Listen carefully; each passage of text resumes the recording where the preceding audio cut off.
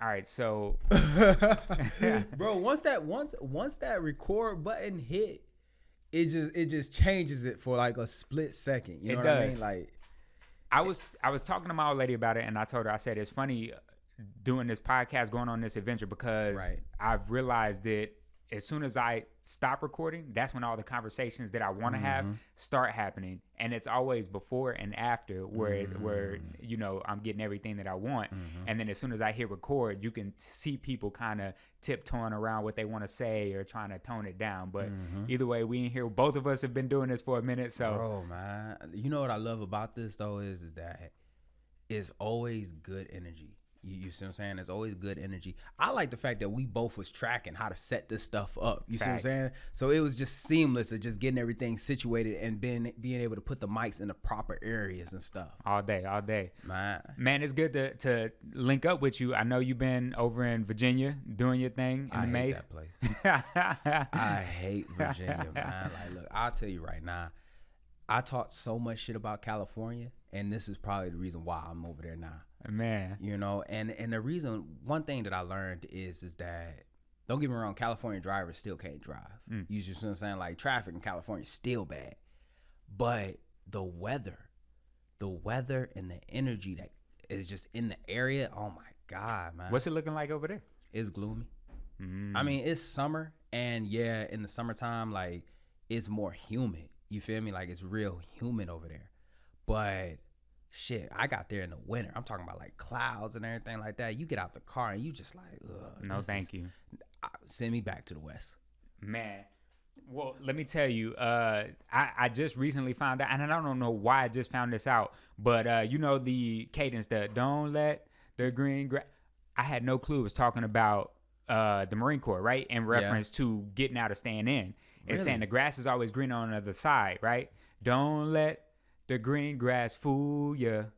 Don't let it change your mind. So it's saying, like, you're looking on the other side of the fence thinking the civilian world looks great, but really the grass is just green over there because, you know, bro, right? And I'm sitting there, I'm like, I've been singing that for years, right? And never knew that it was in reference to saying, hey, the grass is always green on the other side. Right. Don't let it fool you, because grass is really green where you are and where you water it. So it's like, that's crazy. Man, I'm still getting out. I'm still getting out. No, it hit me. It hit me. And it made me think for a little bit. You know what I mean? It made me think about it, you know, because you always hear about like people saying like, damn, you know, I can't wait to get out. I can't wait for this and stuff. But I feel like I don't want to, my one thing that I keep telling myself is that I don't want a bad experience to make me get out, because regardless of the situation, if I don't resolve that bad experience, the moment that I come across another bad experience, I've already got it set in my mind and I'm going to start running away, and I'm going to just...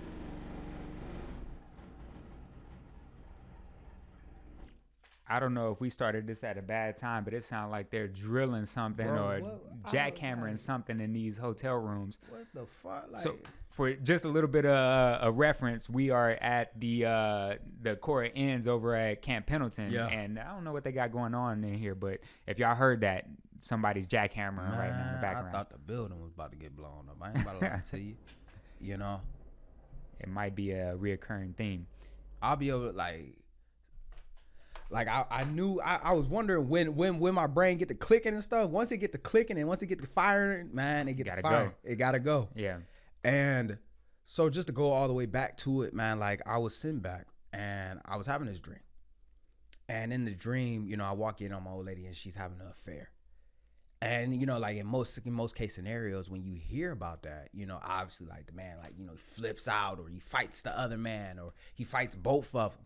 And, you know, I always tell myself that that's what I would do. Yeah. You see what I'm saying? But in my dream, I actually did the complete opposite. And I walked away from the dream so bothered because of how I reacted. Yeah. Now, we always sit back and we talk about being in touch with mental health and understanding who we are and, you know, self-care and being mindful, you know, all that bullshit that's trending. But the natural trauma responses, you know, you have your fight or flight.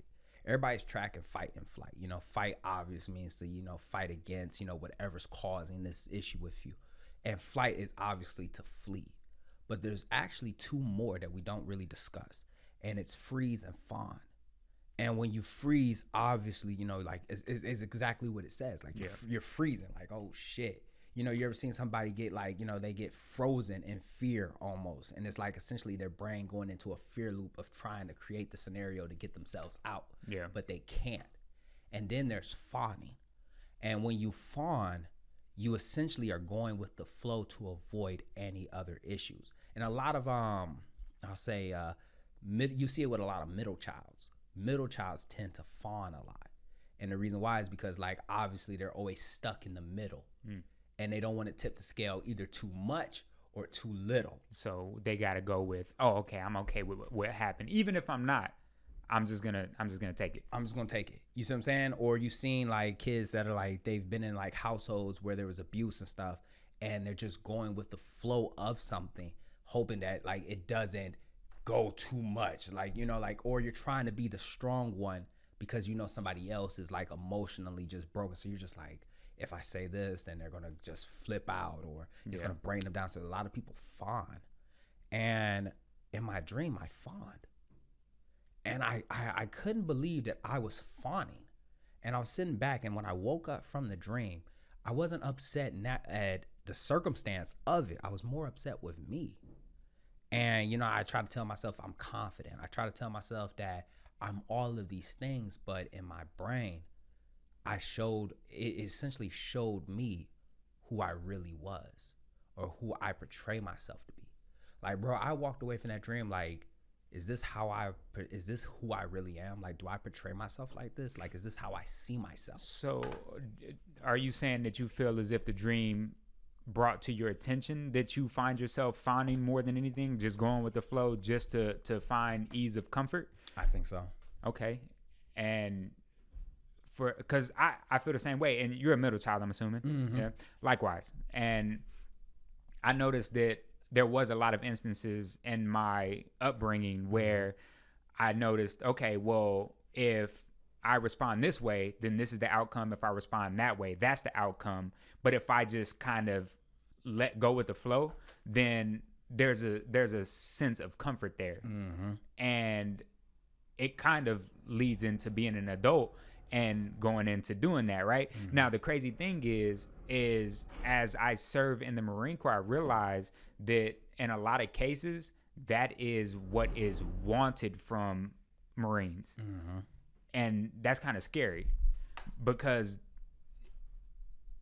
it's almost to say, hey man, I don't give a fuck. We gonna keep going. This is what you need to do. Right. And even if you feel there's a sense of that's not the right way to do it, or there's a better way to do it, the easiest course of action is just going with the flow if the person has your career in their hands, you know?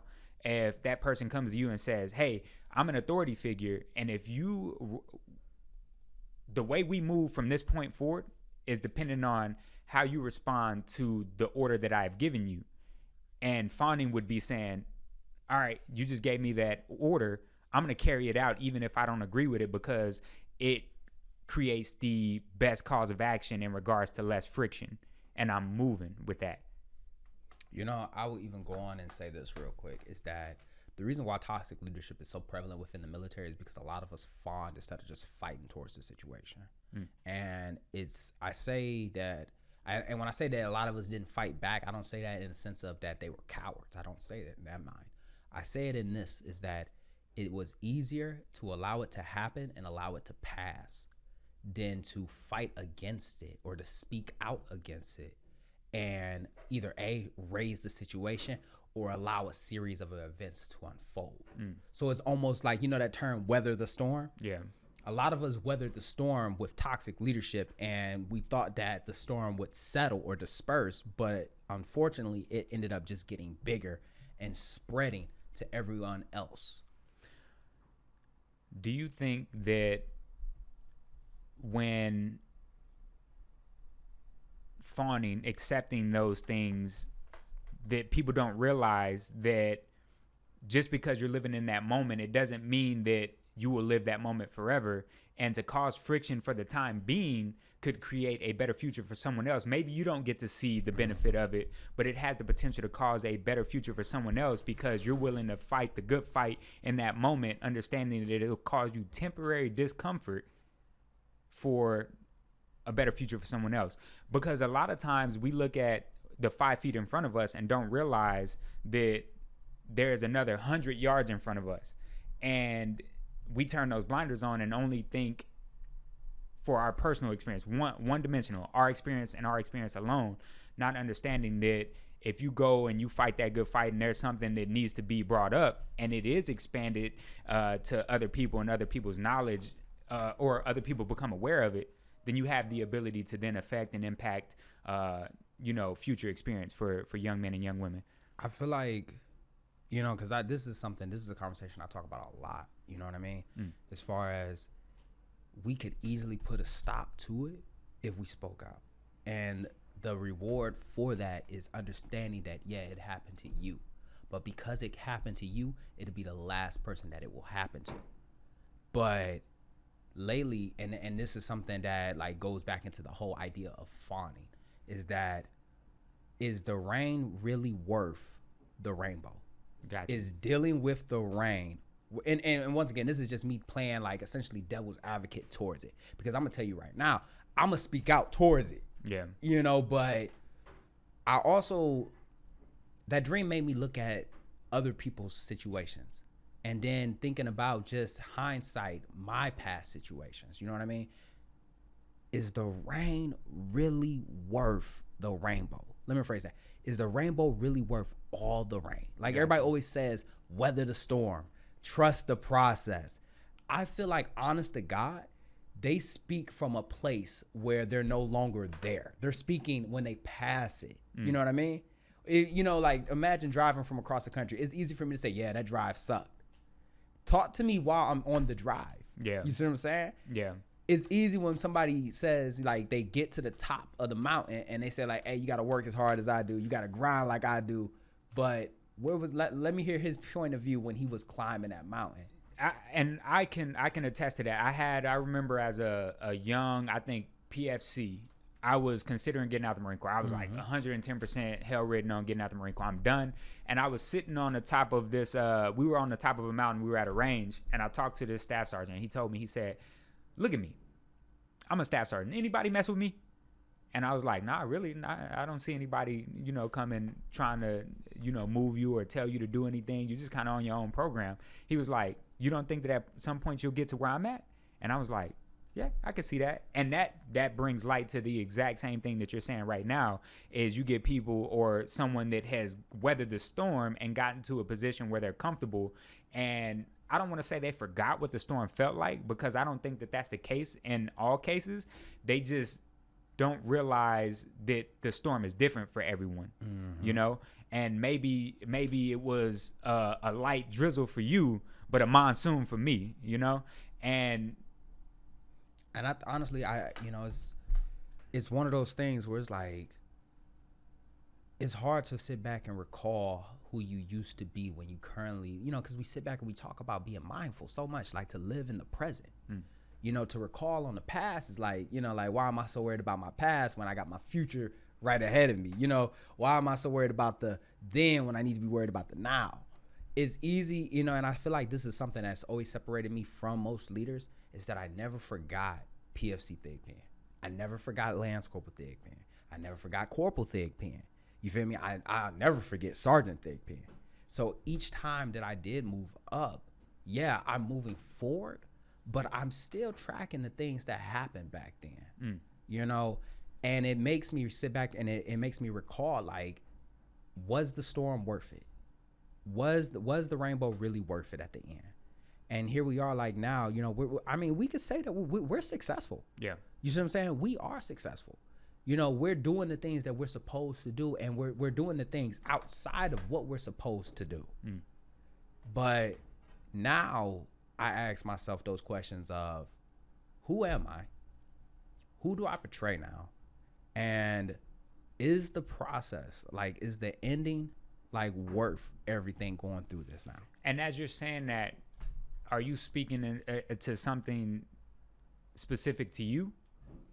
I honestly, I believe so. I believe so. And this is why I always try to, and this is, to be honest with you, bro, I'm going to just be 100%. I would rather to looking at it now and saying to myself, like, I know there's something bigger. I know that there's something bigger that I want to do. You know what I mean? Is this something that I want to continue doing? And like, we always sit back and it's easy to tell us that, you know, you gotta make it to 20. You know, you gotta grind it out. But we rarely talk about the grind. You know, it's easy just to say, you know, you gotta grind it out. Do I really want to continue to keep waking up? You feel me? Do I like waking up with those, do I gotta do this again? Do I gotta fake it? And that essentially, I felt like that's what the dream showed me too. Like, I'm not me. I'm not being my authentic self. Yeah. I'm putting up a front. You got a governor on you right now. You feel me? Yeah. Yeah, that's it right there. And that shit becomes draining after 8 to 10 hours. You know what I mean? And doing it every single day. Do you feel that potentially, you know, as you're going through that, as you're pretending, or let's say you're putting on a front in order to show face for what it is you're talking about, is it taking energy from what it is that you really want to do, or the things that you find pleasure in doing? And that's it right there. You know, is that moving forward, you know, I always told myself that I would leave the moment I stop having fun with it, I'll be done with it. You know what I mean? I think Drake said it the best. The moment that I stop having fun with it, I'll be done with it. And I feel like now, the more I continue down this path, I feel like I'm being pulled away from what I'm supposed to be doing. You know what I mean? Like, and I feel like things happen on purpose for a purpose, and things serve a purpose. And I remember I told somebody, I was like, the military is a stepping stone. Like, it's a great place for you to figure out who you are, figure out what you want to do. And a lot of times the issues is that, like, you know, and to go back to what you said, like, you know, the grass is always greener on the other side. You know, the biggest issue that a lot of people have when they get out of the military is because you didn't spend those 4 years. You didn't spend that 20 years learning who you were. You spent those 20 years being told who you were.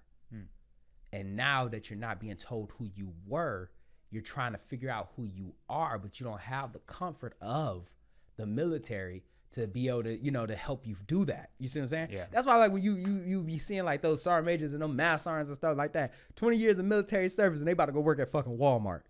Man, and that's that's the craziest thing to see, and let's hope that's not the case for somebody, but you see it.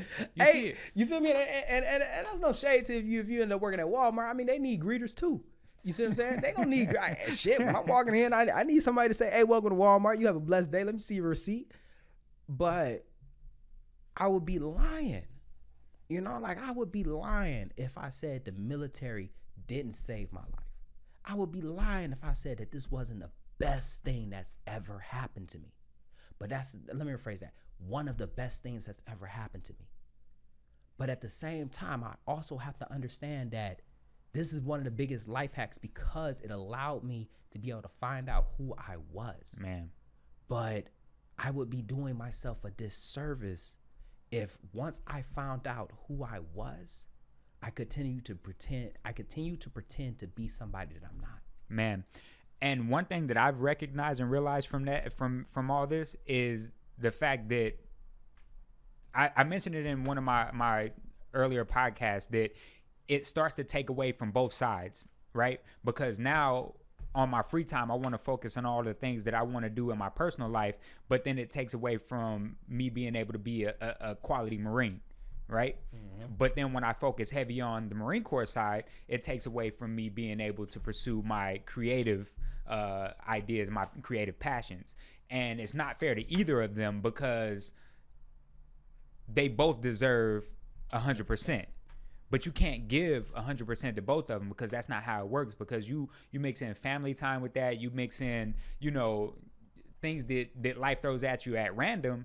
You can't give those things 100%. And in that, you don't have the opportunity to offer the world the best version of you. Mm-hmm. You know, and I even go back and I love to just talk a little bit more on that.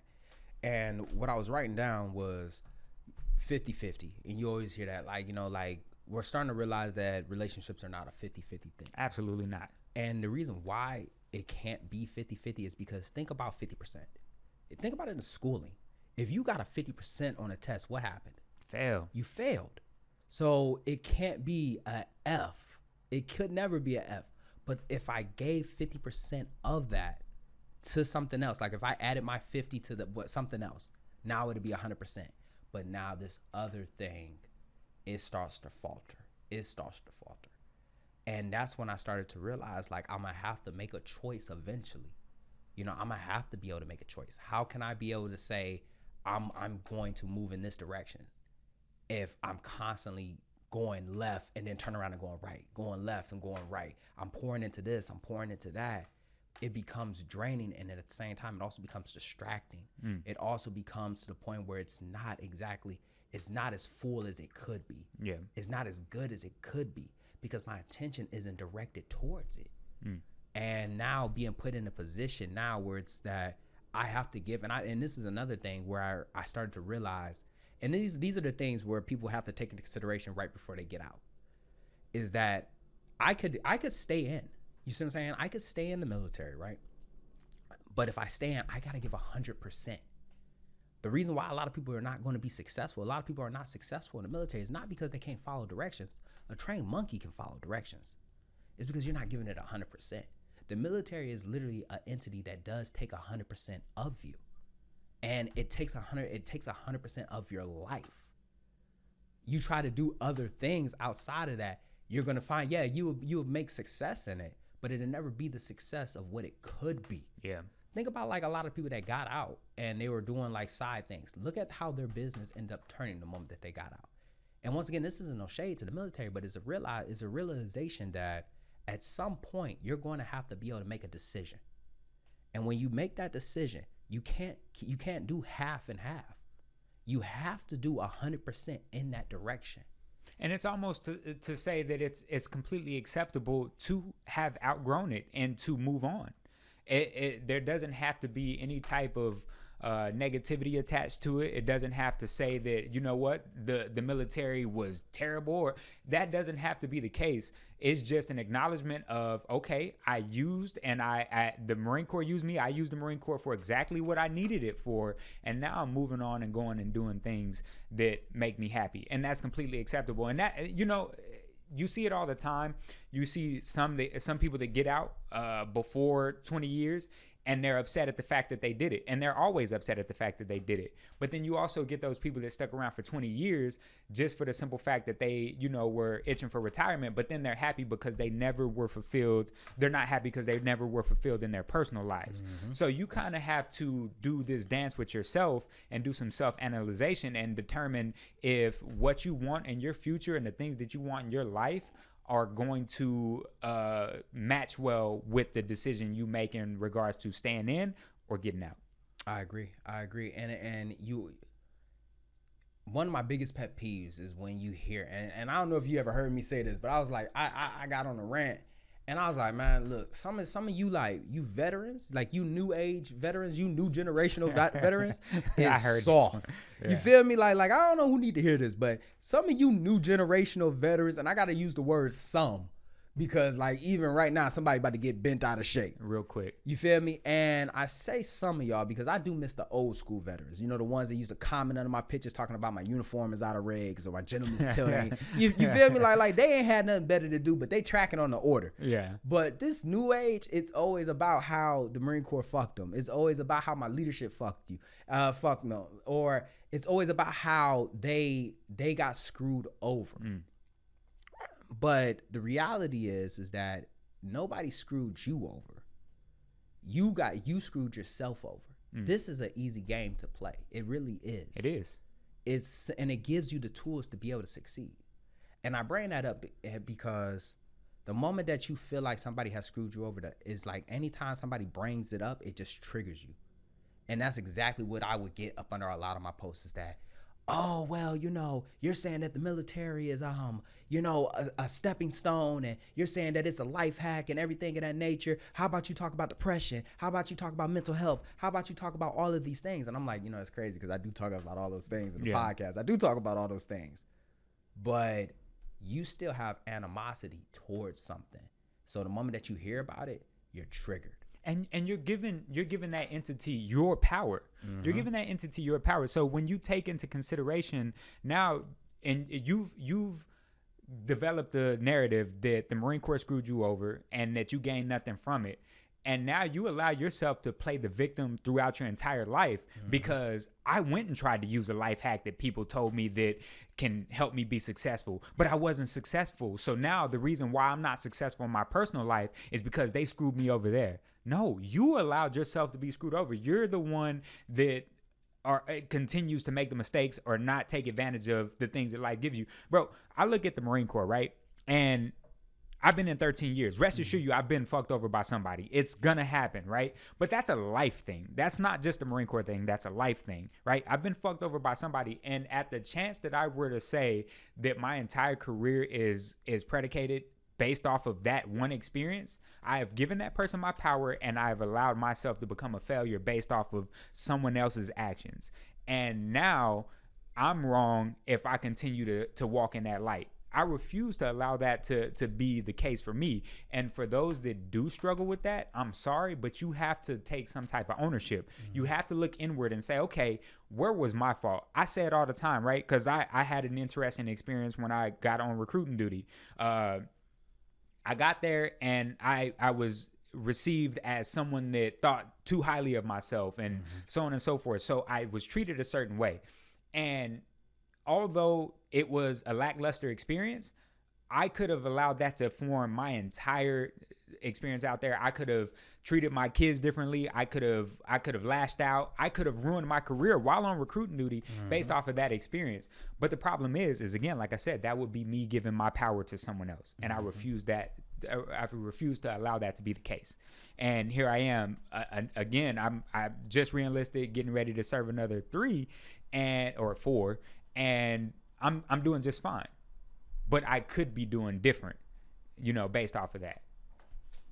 I'll even go on to say this right here, because I know it's somebody right now that's saying, no, I got fucked over. So, you probably did. Yeah, and that's true right there. Is that it's a human thing. Mm-hmm. Humans will betray. Will all humans betray each other? No, but some humans will. I mean, shit, we can check the history. We can go back. You see what I'm saying? I know Judas loved Caesar. You see what I'm saying? I know Judas loved Jesus. I know Brutus loved Caesar, but they still betrayed him nonetheless. But I won't, and how do I word this real quick, is that it's easy to say that I got fucked over. I had a bad experience in there. But everything happens for a purpose, on purpose.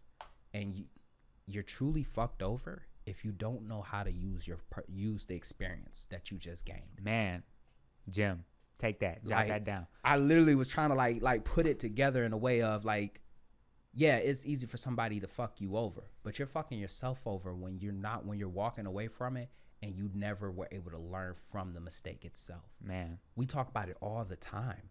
It's going to keep somebody take that and let that make you whole. You feel me? Like it's so easy to get out based off of a bad experience. It's so easy, and that's one thing that I'm trying to tell myself right now is that am I truly making my decisions off of the experiences that I have acquired, or am I making my decision off of the realization that I'm legit done? Yeah. And before I actually cross that line, I want to be settled within myself. A lot of people cross that line before they finally level out within themselves on that decision. Am I really just making it off of the fact that I just hate this current situation that I'm in? Or am I legit realizing that this isn't for me? Am I legit realizing that I've served this served its purpose? Am I legit realizing that I found myself and I know now what direction that I'm going to go with? Man, that's the real life hack. You feel me? It's the ability to be able to find, let me rephrase that, discover. Because let's just go back a little bit. You see what I'm saying? Nature versus nurture.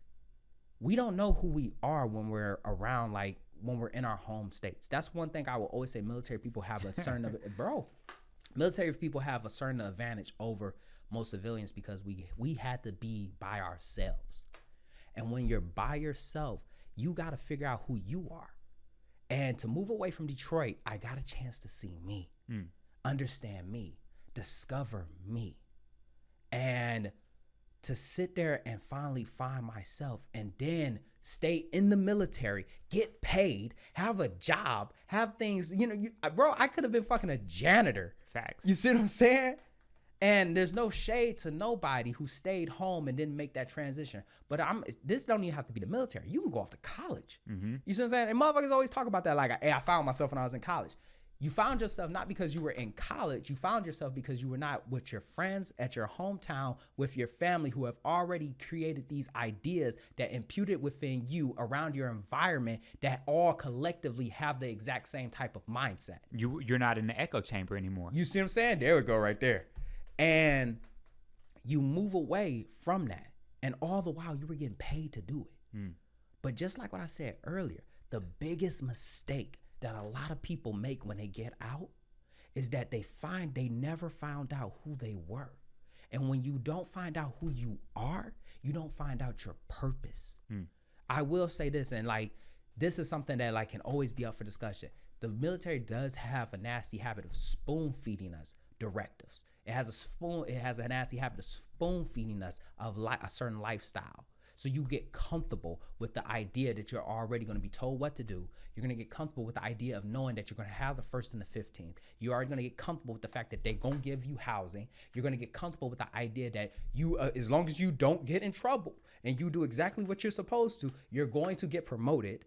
And then 20 years goes by, and the only thing that you have to show for is a fucking high and tight, razor bumps, and a fucking I served hat. You feel me? And it's like, dog, like you fucked yourself. You fucked yourself over. Or let's switch gears a little bit. Maybe you didn't make it to the 20 years. Maybe you stayed in for 4 years, and during those 4 years, you had bad experiences. And each time that you had a bad experience, rather than say to yourself, how can I learn from this? How can I grow from this? What is this trying to teach me? You kept wallowing in the mud, saying to yourself, I fucking hate this place. I can't wait to get out. And then on that day when it finally got out, you never really discovered yourself. You were just put down to a point where you just said, I could not wait to get out. And then you were going to do exactly what you should have did for those 4 years out in the civilian world. But the problem is that you can't do that out in the civilian world because now you got to go to fucking college. Now you got to go to a job. Now your ass got to go back home. And now the exact same thing that you left from, you're back in the exact same situation. Man. And let me tell you, and bringing it back to one of your points earlier, you said that a lot of people get out on a split decision. I see it so many times where Marines are making it to the end of their enlistment, and whether or not they're going to re-enlist is just now being discussed as it's time for them to submit re-enlistment, right? So they end up making a decision either to get out or stay in, like you said, still haven't discovered themselves, or they stay in when it was the comfortable thing to do when they really didn't want to, because they didn't allow themselves that time to figure out both sides of the field, really discover who they are or understand who they are and what they want, and then make the decision based off of that. And I'll take this a step further. For those that are listening that aren't in the military, you can apply this to a lot of things in your life, to include things like your marriage, your relationships with others, right? Yes. So you can look at being in a relationship with your husband, wife, or whatever it is that you're into, right? Mm-hmm. And you can be in that situation and it come to the point where y'all come to a breaking point. And a lot of people, instead of just breaking the relationship off, you end up going and looking for other things to entertain you, so on and so forth. But really, if you were to sit back and take into consideration what that relationship brought to you in the beginning, and if it has the potential to bring that to you again, or if it doesn't, but you have to have those discussions with yourself. And then not only that, see if the energy that you applying to going and searching for somebody else or something else to entertain you, if you were to put that energy back into your relationship, if it were to revive or revitalize itself. And if it doesn't, then you've hit all the wickets in order to make an educated decision on whether or not that relationship is for you. So you can apply that to relationships. You can apply that to work in the civilian sector, whatever your job is, and you can apply that to the military. You really do have to sit back, and it's not going to be something you can do overnight. You're not going to wake up and say, hey, you know what? Voila, it's come to me. You really have to do some deep soul searching, thinking about what it is that you want, who you are, what the future for you looks like. That way you can make a decision based off of it, and then you don't regret that decision in the future. You feel me? And, you know, I even go, we sit back and we talk about like finding ourselves and discovering ourselves. You feel me? And I harp so much on this because you won't know what you want to do if you don't know who you are. That's like me going up to a complete stranger. Let me rephrase that. There it is right here. This is a good analogy. I had a sergeant major come up to me. His came out, and, you know, sergeant major wanted to see all the sergeants to see it with, you know, the packages and shit like that. And me and like 4 other sergeants are standing in the conference room waiting for sergeant major. I ain't gonna go on the record and just say like, hey, he took about 30 minutes to show up. You feel me? Like, we busy too. You feel me? Like, who else on the boys? Yeah. And so we waited, and he walks in. He grabs our packages. And as he grabs our packages, he walks up to us because I guess he's making his recommendations to where we're gonna go. And he looks at the first sergeant. He looks him up and down, looks at him, recruiter. I'm like, he picking for us? What the fuck is this, Hogwarts? It's a sword hat. The fucking sword hat. I was like, what the fuck he picking for us? Next sergeant walks up, looks him up and down, looks at him, drill instructor. I'm like, bro, you making this up? I wish I could have made it up. I swear to God. Motherfucker looks, the next sergeant walks up. This one was, the next sergeant was chubby. He looks at him, he says, recruiter. I'm looking at him like, dog, like, no, you can't do that. Finally, he gets to me. Now, he looks me up and down once again, stops, pauses, looks me back up and down again, and he says, drill instructor. And I was like, actually, Sergeant Major, I actually want to go recruiting. Like, I want to go recruiting.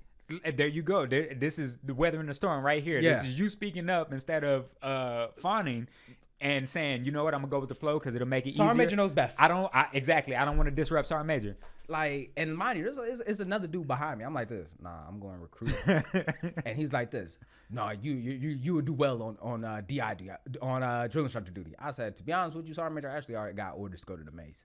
So like, I'm just really here so we can get this situation rectified. Yeah. He's like this. Oh no, you're not gonna go to the mace. You're going to drill instructor. I said, Sergeant Major, all right, let me give you my package. I gotta go. And it's crazy because I fought and then fawned once I realized that this was just like becoming like redundant. Yeah. But I bring that up right there is because he didn't know us. But he was already picking. And was he correct? He might have been, it was 5 people. He probably was right about 1. But everyone else, he don't know them. He's just basing it off of what he sees. And I harp so much on finding yourself and understanding yourself, because if you don't understand yourself, you won't be able to pick what path you're supposed to go down. How are you supposed to know your purpose in life if you don't even know the purpose for the person that you're dealing with? And you're more willing to accept a purpose that is given to you at that point when you don't know your purpose or you can't find your purpose. And it's one of those things that we spoke about validation a long time ago, and I'm not trying to go down that rabbit hole. We can stay on subject, but I'm looking and I realized that a lot of people that used to walk into my office, a lot of them would choose not to join the military because their family said that they didn't want them to, right? And I look at them and I'm like, all right, so let me ask you a question. How old are your parents? How old is your aunt that you're telling me about? Oh, they're in their 40s, 50s, right? Cool. So they've lived their entire life. They know exactly what it is they got going on. They've made their mistakes and they've either reaped the benefit of it or they learned the lesson from it. So why is it acceptable for them to choose your path? Right? And again, you was an outstanding recruiter. The look you're giving me right now is exactly how the kids look, because they get a realization. But this is the problem: is you get a 17, 18-year-old, and I wasn't there to try and I was there to try to get them to enlist. But at the end of the day, I was there to get them to realize, because for me as a recruiter, my job wasn't to ultimately get you to enlist, because I'll go talk to 100 kids if I got to get one to enlist in order to get the one that's necessary. My job is to inform you and to set a light bulb off in your head, right? And if you enlist 10 years, or not 10 years, but 2 years down the road because I set a light bulb off, I did my job, right? Now, as I'm having this conversation, the reason why it's so easy for them to make a decision to not join based off of the opinions of their family members is because they don't know their purpose. They don't know who they are supposed to be. They don't know who they are. So it's so much easier to listen to the advice of their cousins, their aunts, their uncles, their mom, their dad, because they don't know, right? And I do feel like this does give them an opportunity to go off on your own. You're 17 or 18 years old. I joined when I was 20. So I was 20 years old. And I say it all the time. I, from my hometown, thought that I was just going to find a job there. I would never leave the great state of Texas. I wouldn't travel the world. I'd probably just be there the same way that most people are. But that's not the case for me. And it did help me discover who I am. And who I would have been had I stayed there is completely different from who I am now, right? So I look at that, and like I said, you're completely right in saying that in order for you to make the proper decisions, you have to understand who you are as a person. 100%, man. Like, you know, I even tell you this story real quick, man. I think me and you have had this conversation before. And it goes into why finding your purpose. Why, let me phrase this. Why, when you find your purpose, how important it is and what it'll do to you. Now, initially, when I enlisted in the military, I had no idea what I wanted to do in my life. I just knew I didn't need to be in Detroit anymore. And I needed order. I wanted to travel. And I knew I needed those two things. I joined. I go through my first contract. I'm doing everything that I'm supposed to do in the military. I go through my second contract. Once again, I'm doing everything that I'm supposed to do within the military. It wasn't until I got to my third contract that's when I found my purpose. And you got to think about it. I'm Sergeant Thick, man. I'm the IT of the battalion. I'm doing the McMap. I'm on the floor with the Marines. I'm leading, guiding, mentoring. Their performance will reflect the image of me. I'm doing all of that shit. You feel me? And I'm saying to myself that I'll deal with that bridge in 20 years. And when I mean deal with that bridge, I'll figure out what I want to do in my life. And, you know, when I get to the very end. And the reason why is because I just didn't know. So my sergeant major, you know, she comes up to me. She didn't come up to me. My sergeant major told my first sergeant that, like, hey, you know, I want Thick Pen to speak at this Lance Corporal seminar. So I'm like, I go at the company. First sergeant called me up there. He like, hey, sergeant major said that you need to go speak at the Lance Corporal seminar. I said, for what? For real, man. I said, for what? I was like, what you want me to say? What you want me to say up there? I was like, well, you want me to chew them out? Because I do that first. I don't got no problem doing that. You know, I was like, they trash anyway.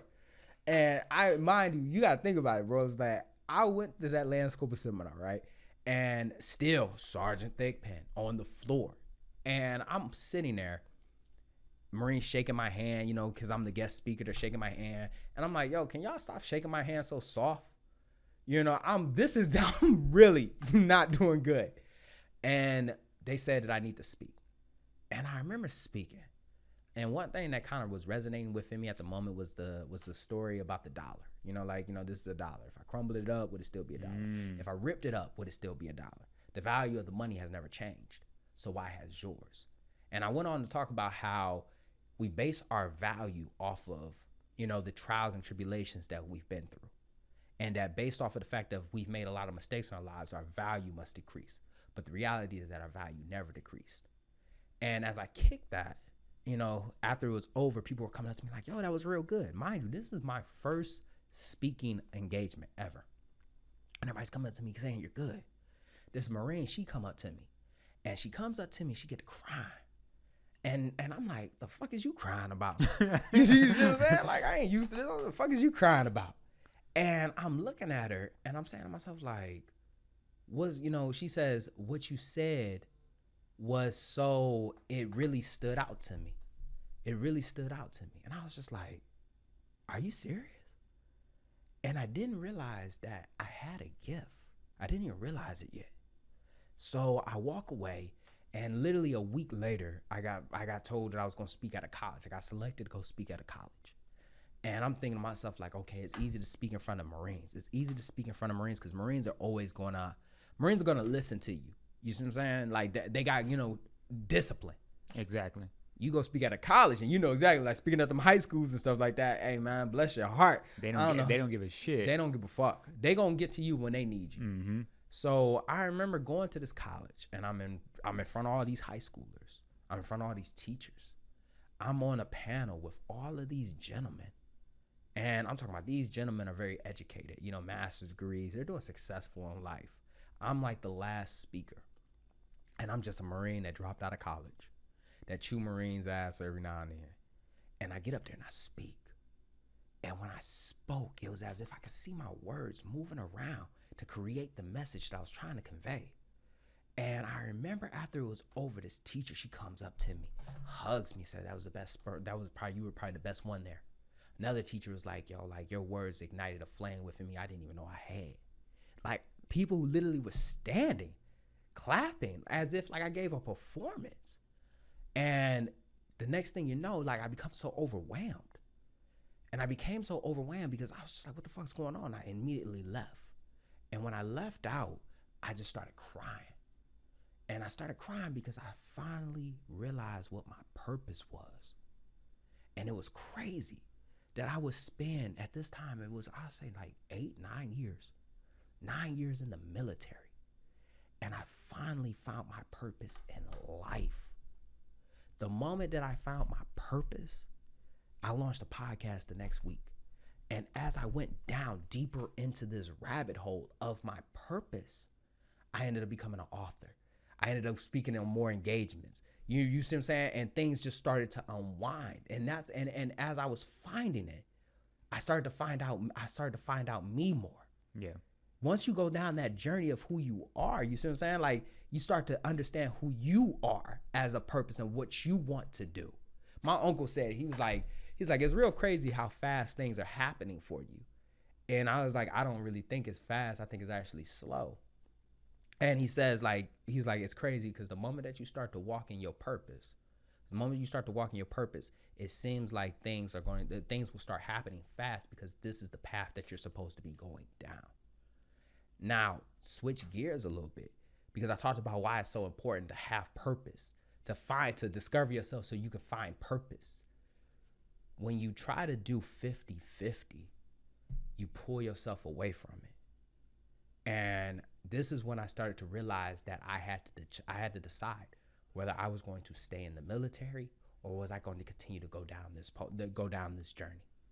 And the reason is that the moment that I started to go down my purpose, I started to be pulled more and more away from the military. I ain't become a shitbag. I ain't dropped my pack. But I started to ask myself questions that I normally wouldn't ask. Why are we doing this? Like, what's the purpose? Like I started to ask myself that military jargon shit that we tell, hey, everything has a purpose. It's a method to the madness. Get it done and then ask me why we did it. Ooh, or my favorite one is, it's a method to the madness. That shit wasn't working on me no more. It wasn't selling me no more. And the reason why it wasn't selling me no more is because now I'm starting to realize that this isn't what I want to do. And when you don't want to do something, and I even throw a relationship in it, when a motherfucker ain't fucking with you no more, everything you do irritates them. Factual. You see what I'm saying? Like you think about it like a past relationship. When you realize the relationship was coming to a close, that motherfucker could have blinked, and you like, dog, you irritate the fuck out of me.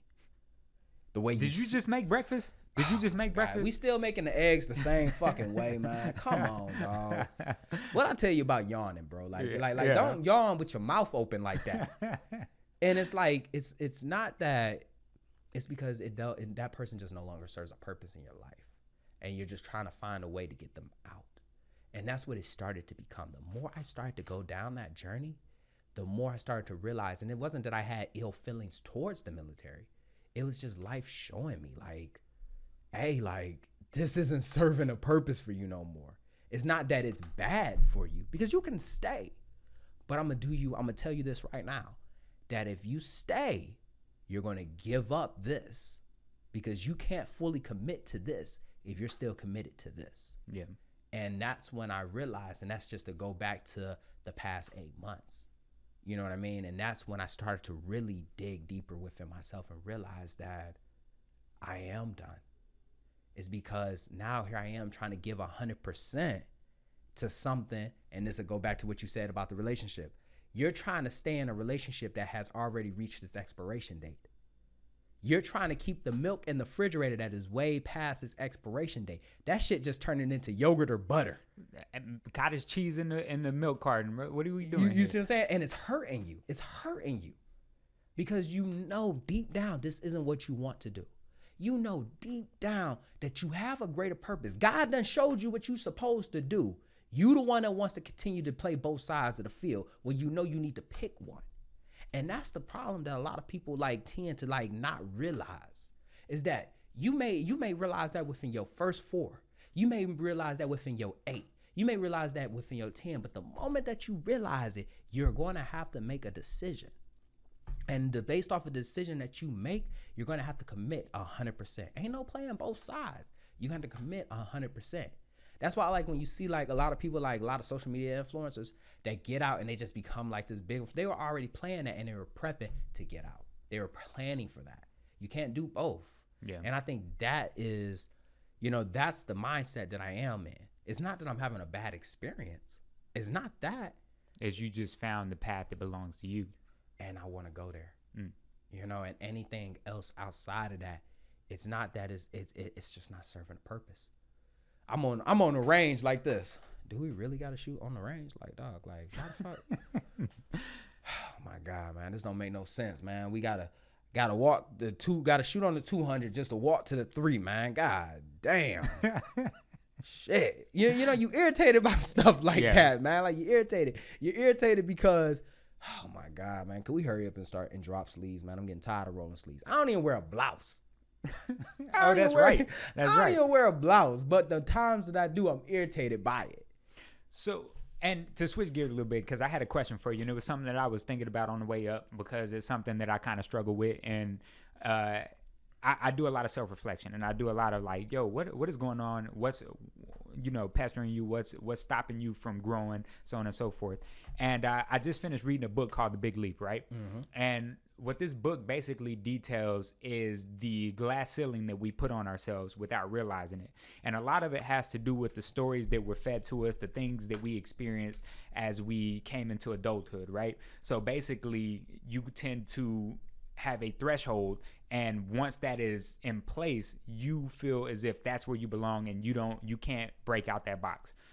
And I realized as I started to have the same experience you said you were having, right? So when I realized the equivalent to what you're saying when you went to that first Lance Corporal seminar, I was at a graduation, and I'm to speak to the graduating class. And I get up there, and I start off, I say, hey, I got a message for the class of whatever, graduating class.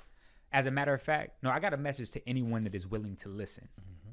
Marianne Williamson once said, our deepest fear is not that we are inadequate. Our deepest fear is that we are powerful beyond measure. And I go on to give that, and then I start to give them my spiel on it. Like I that was the introduction. I started giving them the business. I blacked out, right?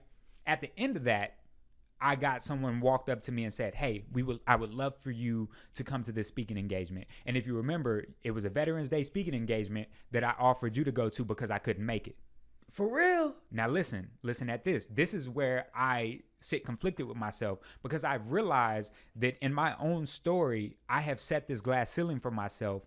And as I attempt to break through that glass ceiling, I look at it and I say, you know what? You don't rate to go above that glass ceiling because your threshold is here. Mm-hmm. You don't step outside that box. You've already got parameters set for yourself, and you need to stay within that box. And I do that continuously. Leading up to this podcast right here, I was looking for every reason to call you and tell you, you know what, man, I don't know if I can make it. Bro. And the reason being is because who am I to sit down and have these conversations? Who am I to give advice to anybody? Who am I? But that's something in my past that is writing that narrative for me, that is trying to put that roadblock in front of me.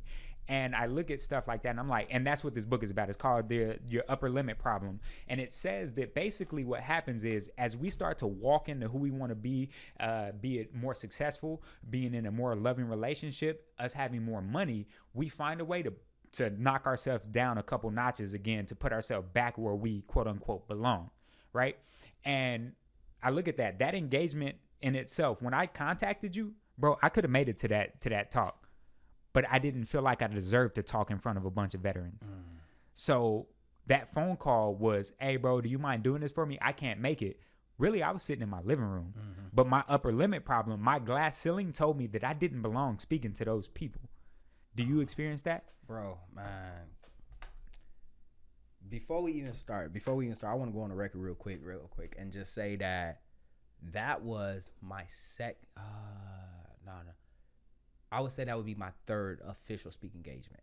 And for those who don't know the backstory behind that, right, is that I had just recently met Lamont. We had about I said 3-4 months. So I to this day still thank you for putting me for even plugging me into that. You see what I'm saying? Because it really did mean a lot to me. It meant a lot to me because it once again it solidified exactly where I wanted to be going. You know, it really did. Even though I ain't never tell you, I ended up having to go uphill in some slippers, bro. And them dead bro, because I ended up parking down the hill, man. But I ended up sitting next to the mayor and all that type of shit. That's dope. Yeah, and I remember walking away. I was like, dog, man, it just really it solidified the value of our friendship. You see what I'm saying? And I always sat back and I was like, damn, man. I tell myself right now, if I ever get an opportunity, I'm gonna make sure that I put Lamont on. You feel me? Because you have put me on for that. And also, during that conversation, you had gave me another gem that I use to this day in every speaking engagement. And it's as soon as I go out there, I'm like, hey, do me a favor real quick. Go ahead, give yourself a round of applause. Bro, I went on, and people go crazy for it. You see what I'm saying? Mm-hmm.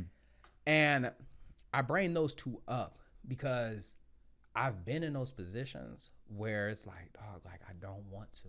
Because I don't feel like I'm supposed to be here. Bro, I didn't speak. I'll say 2021, obviously because of COVID and stuff like that. And this is why I talk about you're going to have to pick a side. Because if you don't pick a side, it's draining to play both sides of the field. It's draining to play both sides. Because when you're drained, you can't pour into what you really want to do. Because you just spent all this time faking something else. And before you showed up here, I was asleep. You know what I mean? I was drained, bro. It's not that I didn't want to speak with you. I just didn't want to speak. You know, I deactivated my Instagram because I got tired of looking at a person that I just no longer related to. It got to a point where I didn't want to podcast no more because I just didn't even feel like I could even talk about the topics that I was already talking about. That I used to talk about. I didn't have the confidence to do it no more. I didn't have the energy to do it no more. So trust me, I'm tracking that glass ceiling, and it almost turns into a box, almost where you start to box yourself in. Bro, it was moments where I started to tell myself I don't even think I'm supposed to be a speaker, or I don't want to be a speaker anymore, because I'm drained, I'm hurt. You feel me? I'm hurting. So trust me, bro. I know, man. That shit it fucked me up. It fucked me up. The crazy thing is I realized after reading the book, and I'm adamant, and I know not everybody wants to read, but I'm adamant about either reading or listening to audiobooks because there's so much information, there's so much stuff that people have gone through and have learned from and have been able to express how to weather the storm because they've gone through it in these pages, right? And I looked at that, and as I finished the book, it helped me to realize when I was doing it to myself. That's in my relationship. That's in the things that I'm looking to pursue. I've acknowledged when I'm getting ready to do it. I told my wife last night, I'm sitting on the counter, and I told her, I said, I was looking for a reason to not come here tomorrow. I'm like, but why do I do that? Why is that a thing? But this is the thing. It doesn't matter that I do it. What matters is regardless of whether or not I have that urge to find a way out, that I continue to do it regardless. I even go on this and tell you this, before even now, bro, every speaking engagement that I get selected, Bro, I'm always prepared. I'm always hoping that they get canceled. Swear to God, bro. Like I spoke with I spoke at a conference where Lisa Nichols, like, how do I describe this? I was not. If Lisa Nichols is the headliner, you feel me? Like, I'm the artist that performs before Lisa Nichols comes out. You feel me? I got a chance to actually speak on the stage with Lisa Nichols, and which is dope, by the way. Bro, she heard it. She heard me speak, and she was like this. I heard you. You know how Lisa Nichols talk. I heard you speak. I'm like, is this you giving me a compliment? You feel me? Like, is this you giving me a compliment? Bro, I was hoping that got canceled. I'm booked to speak at an event right now in October. I'm hoping that it gets canceled. Hey, you remove that glass ceiling, man. You feel me? And and the reason why I put it there is because sometimes I just feel like I'm not good enough. I don't think that I'm supposed to. I don't think I'm gonna make it. You know why people don't follow their purpose? Like, why they don't step out? Like, it's they find out who they are. They find their purpose. And when it's time to take a step in that direction to say, like, hey, I want to do it, they don't want to jump because they're afraid that they're going to fall. That's really it. And that's what it says. But this is the thing, is a lot of people get comfortable in that being decision, saying that I don't want to do it because I'm afraid to fall. Because now you get to say, well, I never even tried, so I couldn't have failed, but I couldn't have succeeded. I don't know what would have happened. So you don't have to label yourself a failure because you never even attempted. I wanted to, never did it. I wanted to do the backflip, never attempted it though, so it doesn't matter. Never did it, so it don't count. If because I never did it, it don't count. Exactly. And a lot of times, like, and then we get into the self-sabotage habits of, because I don't want to fail or I don't want this to work out, subconsciously I started moving in a way that will cause it not to work out. I started moving in a way that will cause me to avoid it. So when that finally does happen, I'm affirming what I already was thinking. And we do that all the time. I hate working here. I hate going to this place. I hate these people. As I'm already saying that, I'm starting to subconsciously move in a way that's going to affirm what I already believe. So one thing I noticed, like, there's this clean cut version of me now. A lot of people see me, they see my social media, and it looks as if I do no fucking wrong, right? But the reality is I grew into this person. I wasn't always who I am now. I've struggled. I've done some shit that I'm not proud of doing. And I tend to find myself, once I start to reach a level of success or do something that is moving myself up a notch, to start to live in those moments, to say, hey, remember, you did this. You were that person. You're not who you are pretending to be. But that's not the truth. You're not who you were 10 years ago. You're not who you were 5 minutes ago, for that matter. Legitimately, each moment that you step in a different direction, you are becoming that person. You just have to accept and acknowledge that where you are now is where you are now, and you don't have to acknowledge. Yes, look back in the past to learn from the mistakes and to grow from them, but you don't have to be that person anymore. 100%. And I think, like, a lot of times, like, shit, it's so hard to move forward for some people because it's easy to, let me rephrase that. It's hard to move forward because it's a lingering effect of what I have done. Like, how can I be, and now I tell people this all the time, and that's why, like, I started the new project, the Not So Meritorious Podcast, because at one point, like, it's so easy for people to come up to me and say, like, oh man, you're getting out, like, you're such a good Marine, like, you're so this.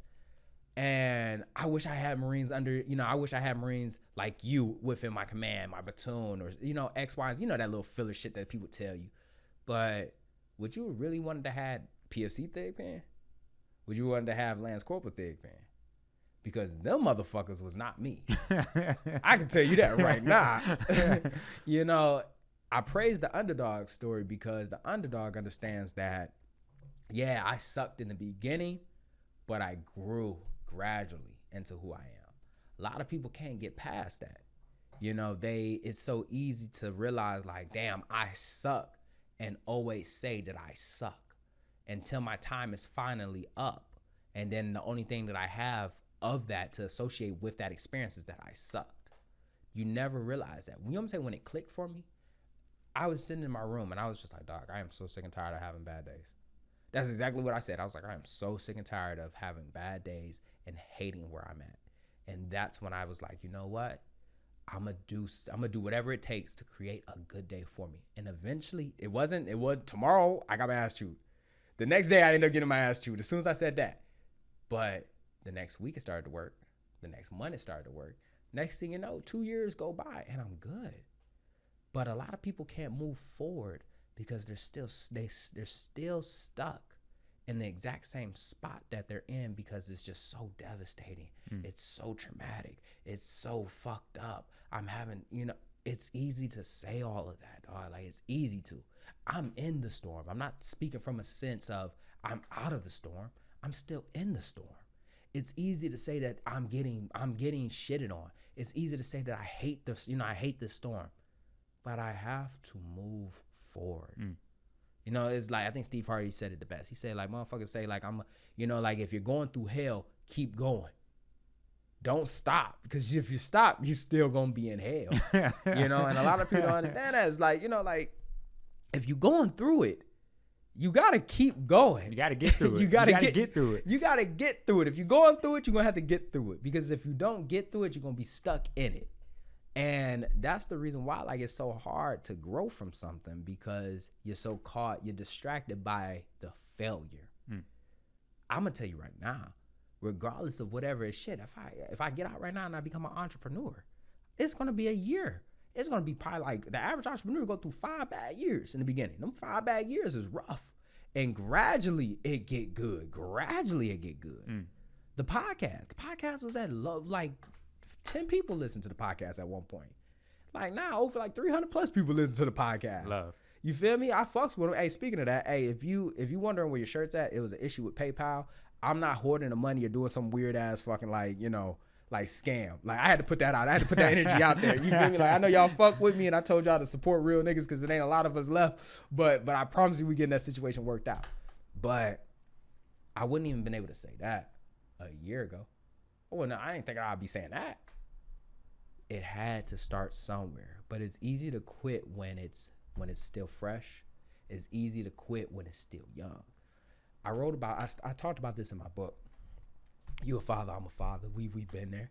We got the cuts, bumps, and bruises to prove it, And being a father that grew up without a father, just navigating through the trenches of fatherhood, doing the best that we can, but sometimes we do fall short. Yeah. But there's a moment where we didn't. And it was when our kids were learning how to walk. This is when nature took over. I mean, when nature took over versus nurture. And it was already embedded into us that as our child was taking those steps, we want to step in every time they fall. We want to step in, but we don't, because we know that the kid's going to stand back up, going to pick herself back up, and they're going to walk again. As soon as they do, boom, they fall on their face. Then they stand back up, and then they start walking. Next thing you know, soon their coordination starts to come, and now they fully walking children. Yep. But imagine if we would have stepped in. We would have hindered it. We would have delayed it. We would have stunted it. Why we can't have that exact same type of faith in our dreams, in our aspirations, and what we want to do, in our circumstances. Why we can't have that exact same faith that, yeah, I'm going to fall on my face.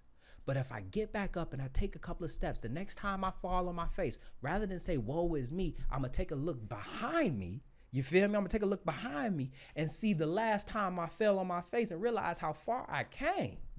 You see what I'm saying? It's easy to cry when you fall on your face. Shit. And ain't nothing wrong with it.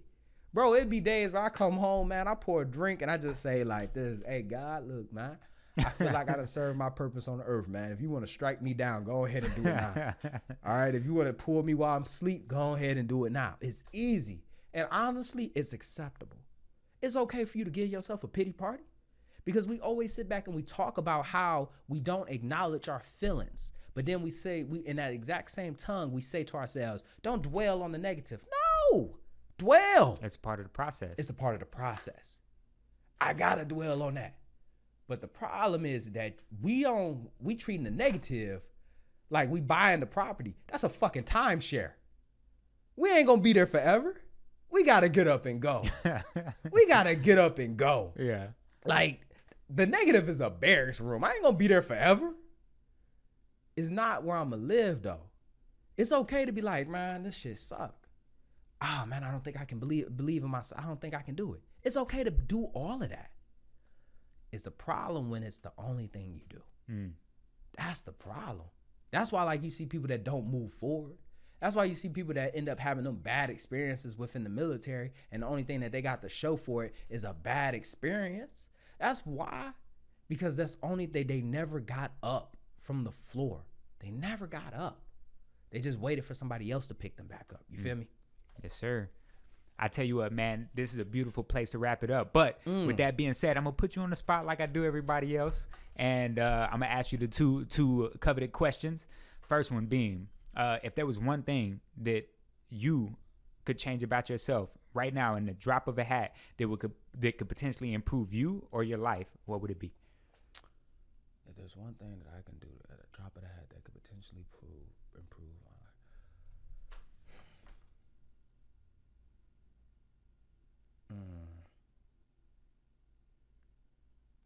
I would believe in myself more.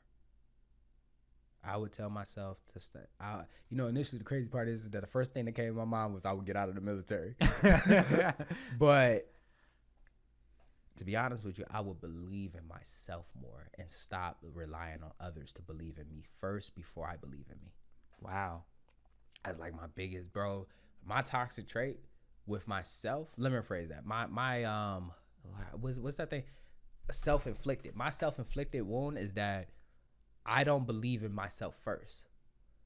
I wait for someone else to believe in me, and then I'll believe in me. Wow. And a lot of people don't know that. Like I struggle with that. Like there's days where like I believe in me, you feel me? And then I'll move forward. But on them days where I'm not sure and I'm struggling on it, I'll wait for your approval and then I'll approve of it. It's like, if Lamont don't think I'm doing good, then I must not be doing good, regardless if I think that I'm doing good. So I would start believing in myself more. I love that one. I love that one.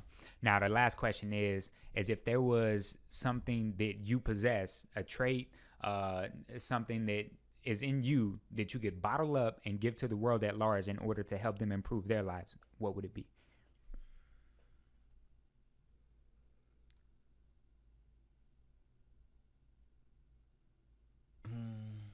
My ability to take a punch, and both physical and mentally.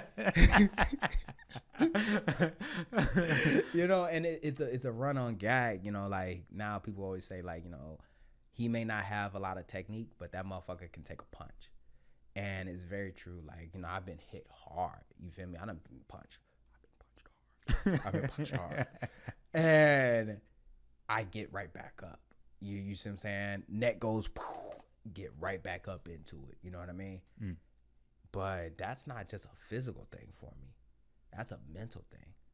I've hit rock bottom so many times. You see what I'm saying? Like I used to tell God, like, there used to be days where I would sit back and I would say, man, I'm so happy I didn't kill myself today. And it's because I can just take a punch. I can just take it. You see what I'm saying? And be able to roll with it and be like, you know what? Hey, this shit suck, man, but we're going to get through it. Or on them days where I can't even speak about it. I'm just like, fuck. Anything that I thought would have made me crumble, would have crumbled somebody else, it hit me, but I was still able to keep going. So if I could give anybody that ability to be able to continue to take a punch, you feel me? Man, and what I will say is not just in the military, but as a human being, as we start to see the suicide rates rise, that would definitely be a trait that would, change the world at large. People being able to understand that life happens, and not saying that it's easy for everybody, but if you were capable of taking that lesson, learning from it, and then continuing to take that next step, that there's going to be growth, and eventually you get to the opposite end of that storm. If I could, yeah. I since this is suicide awareness, suicide prevention month. Is it suicide prevention month or suicide awareness? Same thing, right? I don't know. No. Prevention is awareness. Awareness is prevention. You have to be in order to prevent it. You have to be aware. I'm getting what you're saying. I'm picking up what you're putting down. So with that being, both those things in his mind, I really, speaking from a person that, damn, you feel me? Like when you think about it, when you say it out loud, when you start to verbalize it, it is heavy. I forget how heavy certain things are. But a person that was gonna kill themselves, you feel me? Like I've walked that road. I've been there. And I really want to tell people, it's like, thank you for not doing it. And I don't say, because I always said to myself is that suicide isn't a selfish thing. It's actually a gift to yourself. And people always looked at me crazy, because you got to understand something, that if somebody is ready to take their own life, you can imagine how much pain that they are actually going through. If somebody's prepared to take their own life, that means that they have literally extinguished every resource possible to relieve the pain that they were going through, to be able to get them to the next day. They just don't got it anymore. And this is literally the last option. This is the final step. And they decided to give it another go. A lot of people, it's like, if you decided to give it another go, thank you. Thank you for fucking with us one more time. You feel me? Thank you for giving this life shit one more chance. Yeah. You feel me? And a lot of people never realize that, and I know we about to close out the episode, but I just really want to a lot of people don't know is that when I got to that point, right? When I got to that point and I was, you feel me? When I was like, dog, like I'm done. And I'm talking about, like, this wasn't a wave of depression. It felt like I got caught in like a rip current, and I couldn't get out. And it was my arrogance that saved me. A lot of people don't know that. It was my arrogance. And we always talk about arrogance being a bad thing. You feel me? My arrogance was the last thing that dog. My arrogance. I don't know. You would think arrogance would be at the top. Arrogance was at the bottom for me. Yeah. Because I extinguished all my self-worth. And let me rephrase that. My confidence shattered. My self-worth was on empty. And at the very end, for some reason, at the last step, like I'm talking about the next exit is suicide. But arrogance was the exit before that. It had a little gas station off to the side. Arrogance was the gas station. You feel me? Arrogance was the gas station. And as I was getting ready to, I had to stop at the gas station and of arrogance. And I'm tell you what I was thinking. How would my eulogy go? How would my funeral go? It was the idea of how my funeral would have played out that kept me from doing it. Because I didn't want people to be at my funeral that I didn't fuck with. I didn't want people to think that, I didn't want people to tell a story that I couldn't tell. I didn't want people to give a side of a story that I couldn't attest to. I didn't like how my funeral went. I didn't like how I was being portrayed. I didn't like how my life would end. And it was just the overall, and at some point, it was like this last bit of like love for myself that I had found. Yeah. And I was just like, I can't even do it. I'm gonna go pour me a drink real quick. Yeah, I'm gonna go pour me a drink. I can't even do it. Can't even do it. God damn. Like realizing it. Like I was like, God damn, man, because these motherfuckers go in here and say some wild shit at my funeral. I ain't gonna be able to sit right. I ain't gonna be no rest in peace. I can't rest in peace. And it was my arrogance. My arrogance saved me. And I don't know what stopped, other people from doing it. Maybe it was family. Maybe it was just realizing that they just didn't want to do it. You know what I mean? But whatever it was, I just really want to say thank you for just not, thank you for staying with us. That's it right there. Man, I love the way this is playing out. And I tell you what, man, let everybody know where to find you, brother. Follow, stay tuned. Follow me on Instagram at Meech Speaks. Meech is spelled Meech. Once again, that is Meech. Don't forget to grab the book, Extraordinary Thought for Ordinary Mind. Head over to the website, grab you some merch, grab you, I think we got a tote on there. You can go ahead and grab that. But lastly, can I go ahead and just do the side project real quick? Drop that real quick. Hey, so for those who don't know, head on over, and we have a project coming out, and it's called the Not So Meritorious Podcast. One thing about the Not So Meritorious podcast is it's for the not so meritorious individual. And for those who don't understand what the not so meritorious individual is that when you look at the idea of what meritorious is the 10% of the military. The other 90% is us. And I wanted to create a platform where we could get together, where we could talk, where we could discuss issues. So with that being said, the podcast will be available on iTunes, Spotify, and any other streaming platform. Head over there, subscribe, and go ahead and get that information. And if you've been listening all the way up until this point, I truly, truly appreciate your time. And until next time, y'all, peace, love, and happiness.